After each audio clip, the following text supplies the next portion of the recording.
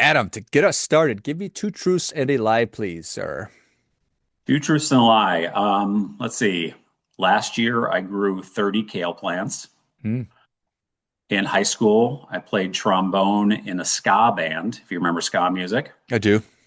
And each year, I watch nearly every new Hallmark movie that comes out. Oh my goodness, these are excellent. Hmm. Hmm. Hmm. Hmm.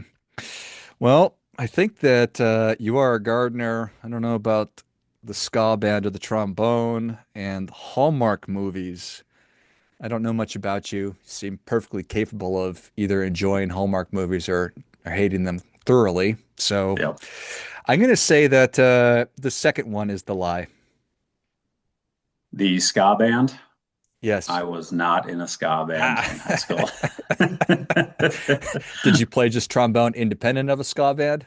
I did play trombone prior to high school. I was in the era of ska bands, but I didn't play in one. Okay. Well 30 done. 30 kale plants. Is that an increase or a decrease from the year before? Dramatic increase, and I dramatically decreased it this year. Okay. How come? That's a lot of kale. Turns out, turns out that lasted me all winter and then some. So scaled back this year. Yeah, you're like, well, I was really effective at producing kale. Let's dial that down a little bit. That's right. And you are a sentimental person. You love what is it about Hallmark movies that you enjoy? I love predictable movies. I feel like I have enough drama in my life that when I watch a movie, I don't want any of it. I want to know that those two crazy kids are going to end up together. Against all odds, it's somehow Yes, going to work out. that's right. I love that. I appreciate the self-awareness on that one. So awesome. Yes. All right. Well, we're off to a great start. What's top of mind for you right now? Top of mind for me is professionally starting a new firm, which we're really excited about. We're a little over 2 months in, and our thesis is that modern wealth management should lead with tax planning. And so the thing top of mind for me is how to infuse tax planning as a regular part of wealth management services and to attract clients that are looking for that. When did you come upon or decide on that thesis? It was probably a few years ago, when we started meetings and started seeing data that went along with the things we were hearing in meetings, which was I don't have anyone to do tax planning for me anymore. My CPA used to do tax planning, or I used to meet regularly with my CPA and go through planning, and that just doesn't happen anymore. My CPA retired. And you see that in the industry data as well, where clients are raising their hands saying the thing that they're looking for the most these days seem to be tax planning. And there's fewer people willing and able to provide it. So that creates an opportunity for firms like ours that want to lead with tax planning to be able to step in and do so. Well, that certainly makes sense. Do you wish that you would have gotten a CPA instead of your JD? Nope. Hard no. Nope. Not even close. All right, fair enough, fair enough. So in terms of desiring predictability in an unpredictable world, where does that fit into taxes, tax planning, just financial planning in general? It's certainly always going to be an unpredictable world we live in. I think we can narrow the band of unpredictability somewhat by doing really proactive planning and talking through a variety of different scenarios, some good, some bad, some in the middle, and to plan for a range of outcomes in that uncertain world. I think that gives clients a lot of peace of mind. It gives us peace of mind as advisors that we've covered a lot of ground, and we've talked about the things that we need to talk to with our clients. And so I think it helps. I think it helps on both sides of the table. How much of tax planning is proactive versus reactive? Yeah, there's there's certainly a lot of reactive tax planning, because the reality is, whether you're a CPA or an RIA that does tax planning as well, you're only as effective as the information that your clients give you. And so sometimes when you review someone's tax return, that tax return's already been filed, and your advice is going to be a little reactive, or our clients have already done something, whether they sold an asset or sold a business. Sometimes you don't find out until after the fact. So by its nature, that planning can be a little reactive. Ideally, if you have a relationship with your clients that, again, whether you're the CPA or any professional, frankly, that if your clients bring you into the conversation before an action has been taken, you can do a lot of proactive planning and say, okay, I understand you want to sell that home or that business or piece of property, whatever it is. Let's think about this in a variety of different ways in the context of your greater financial picture and figure out the right time and the right way to dispose of that asset. Which certainly makes sense. And probably the more information that client can share, the better. Yep. Yeah. And the earlier, the better. And that takes time for that relationship to form, or it just depends. Yep. Yeah, that's right. And again, sometimes clients will just do things as we all do. And because we think about, well, I want to get this thing done, or this was on my list, or an opportunity presented itself that was too good to pass up. Sometimes those things happen. But in the ideal circumstance, a client will surround themselves with great advisors, all of whom are willing to sit around the table before an action is taken so they can plan for the best possible outcome. Do you have a certain profile that you like to work with, a certain kind of client? Yeah, I'd say most of our clients going to fall in two categories. One would be high net worth professionals or business owners who are planning for an eventual inflection point, whether that's going to be retirement from their profession or retirement because they're selling a business. So that would be one camp of clients, and those clients we're doing heavy planning and running scenarios for. The second would be the ultra high net worth clients where they have already had a liquidity event, and we're focused a lot more for them on cash flow planning, legacy planning, just overall financial management, just a lot of different things in that category that ultra high net worth clients are looking for. But by and large, a lot of the clients that we are working with were either business owners at one point or are still business owners. What is it about those folks that you enjoy? Those folks really have a mind for business, which we love. And when it comes down to a personal finance, it's kind of a P&L. It's a balance sheet. It's things that they are used to dealing with in their businesses. And so that translates really nicely into the financial planning process. And by and large, those clients can be a little less emotional about the process as well because they understand the numbers and they understand what it looks like to have to make decisions, even in the absence of perfect information. And you talked about an uncertain world before. We all live in that uncertain world, and they certainly did as business owners. So they understand that we're making decisions based on the best information possible that we have right now, knowing that information could change. Certainly, folks who are very accustomed to making decisions based on everything you just said. They're operators, it's profit and loss. And some of it's necessary to kind of pick your eyes up a little bit and to start considering maybe some of those touchy-feely kind of stuff that you've never thought about. What's next? What kind of legacy do I want to leave? Yeah, there's 2 points there I think that are really interesting. One is in their business, they often relied on other experts around them, whether that was inside their business or outside the business. So they're accustomed to having people give their opinions and bringing in outside expertise. So that's great.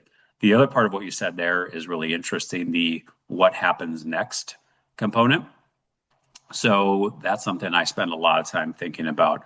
How do we introduce new challenges, new concepts, new thought processes to these clients before they have that liquidity event? For instance, if they're selling a business, to plan for, well, what does my life look like when I no longer am that business owner? Because so often business owners take that persona of being a business owner or owning that particular asset as part of their DNA, so to speak. And when you strip that out, well, what are you when you're no longer the owner of that business or the CEO of that business? And that gets back to something we talk about a lot, which is purpose. What is your purpose? Was your purpose to always be the CEO or owner of that asset? Or do you have a higher purpose, a different purpose? And if so, what is that? And then how can this money be used to help solve for that purpose or further that purpose or explore it? It strikes me that failure to explore that is kind of at your own peril because maybe you're not going to go through with it, or if you do, you're just not going to be a happy person. Yeah, it's it's a really interesting thing to see what happens to let's talk about business owners in this context, but the same can be said for someone who's worked a long time at the same job or achieved a certain level of their profession, where that becomes part of their identity. When that changes, it is really, really interesting to see what happens to people when that happens. So, for instance, they sell the business, the check or the wire clears, and then all of a sudden, the next day, they don't have to go to work anymore. They don't have to do that thing that they have been doing for, in many cases, decades. Well, when you wake up, what are you waking up for? What are you going to do with the rest of your life when you're not that person? You're not that thing anymore. And the people who have ignored that conversation, by and large, as I've seen, have struggled the most post sale because they will go out, they'll buy all the things, they'll take the trips, they'll do all the stuff that they have been waiting to do. But oftentimes it's kind of papering over the bigger questions. And inevitably, we all have to look at those things. We all have to confront that, look in the mirror, look at our family, and say, who am I now? Who am I serving? What is this all for? And what comes next? And we all have to face that. Now that I now that I just did everything that I wanted to do or I told myself I was going to do, what do I do with the next 34 and a half years? Correct. Yes, correct. Yes, that's exactly right. I did it in 6 months. Don't have to go to work anymore. I could see how I don't get to go to work anymore. It's like Yep. I don't have a place to go anymore. I'm not the boss. I don't have my people to do. I'm not, it's so many different things like you're talking about that are just not there anymore. Yep, that's right. And it's in some instances that's really freeing. That's exciting to not have that responsibility, feel like a big burden has been lifted. But then oftentimes a new burden is what am I going to do with my time? And why do I get out of bed every day? Yeah. So what do those conversations look like? They can be a bit uncomfortable at times. And that's something that I actually enjoy is stepping into those uncomfortable spaces with clients and asking the hard questions and then being quiet, or just giving clients something to think about and do some homework and then come back to and go grab a cup of coffee and talk about the big life stuff. I really, really enjoy that. I think it's healthy for all of us to explore those things, but it's absolutely critical that people who are coming up on an inflection point solve for those things because I've seen how miserable people can be if they don't have the answers to that. And so I can convey that. I can convey my experiences with clients who have answered that question before the time came, and I can convey the times when they haven't and the difference in outcomes between those two. Because eventually they're going to have to face it. And so whether we do it beforehand or whether we do it in the middle or after, at some point we're going to have to do that. And big questions have to be asked and have to be answered. And a lot of times people will come back to things that they anchor to fundamentally or to their core, whether that's their faith or whether that's community support or supporting their family, but talking about those things and verbalizing those things and say, okay, that's great that you say you believe those things. And that's true, but what does that look like? What does that look like now when you have a lot more time and a lot more assets to be able to support those things? How do you want those things to manifest? Do you want to give a bunch of money away? Do you want to give away a bunch of your time? Do you want to set your kids or your grandkids or your great grandkids up? Or do you not want to spoil them? What does that look like? And let's just talk about those things. And that's oftentimes many conversations and many iterations. And it can feel a little muddy and it's hard. And because a lot of times, too, spouses don't talk about that stuff because they're so busy. They're busy raising kids. They're busy helping grandkids. They're busy running businesses, dual careers, all those things. We don't often stop and think about those things.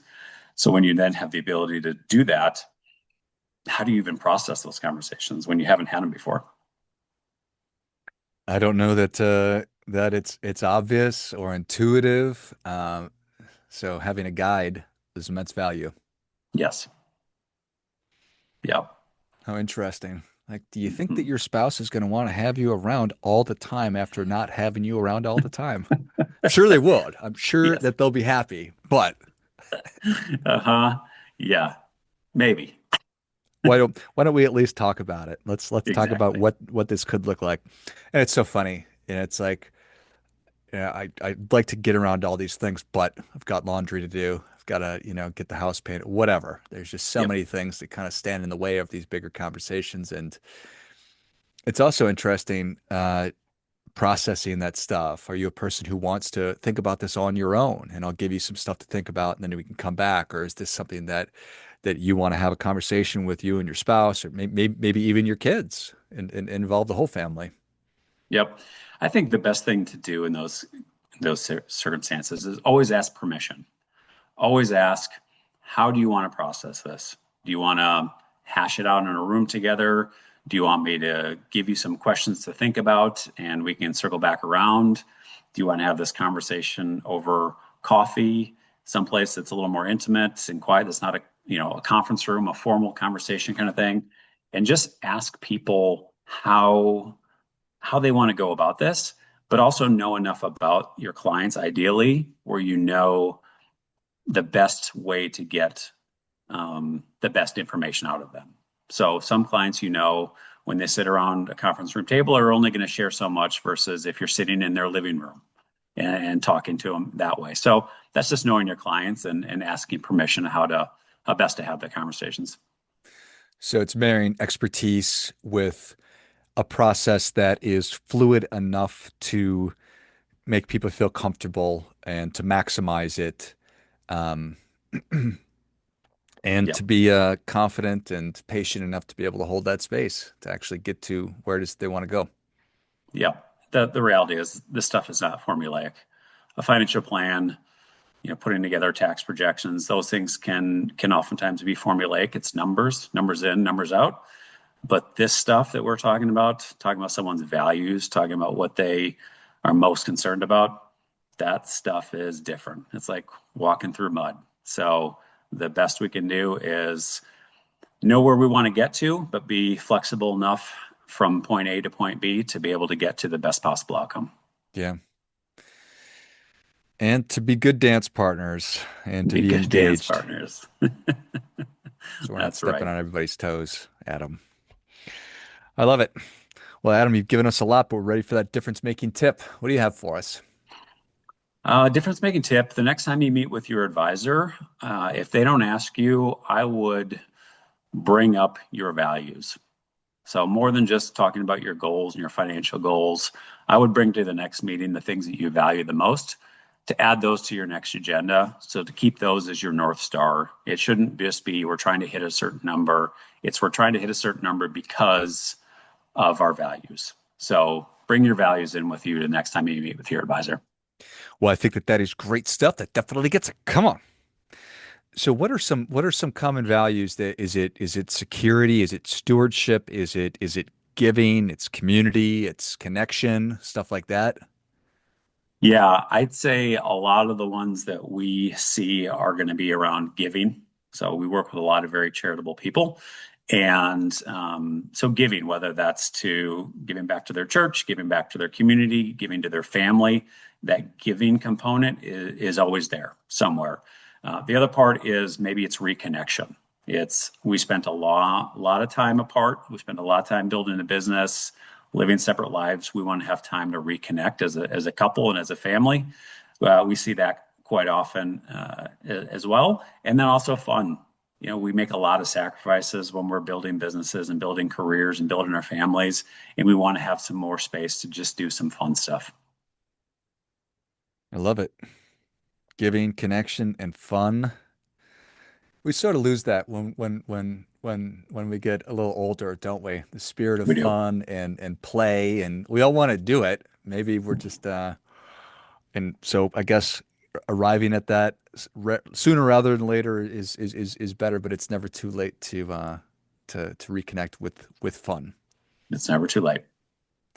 And you can have fun growing kale or playing the trombone or watching Hallmark movies. There's not a right or wrong way to do it. Nope. Not formulaic, George. I love it. Well, Adam, thank you so much for coming on. Where can people learn more about you? How can they connect with you? Yeah, probably the easiest way is through LinkedIn, just Adam Cox, and you'll find me there on LinkedIn. You can also check out our website, Prairie View Wealth Partners, and be happy to see you. And feel free to drop me a note anytime. Excellent. Well, if you enjoyed as much as I did, show Adam your appreciation. Share today's show with a friend who also appreciates good ideas. Find Adam on LinkedIn and then go to prairieviewwealthpartners.com and check out a little bit more in depth into what we've been talking about today. Thanks again, Adam. Thanks, George. Finally, friendly reminder, there's never going to be anybody more interested in your financial success than you are, so act accordingly.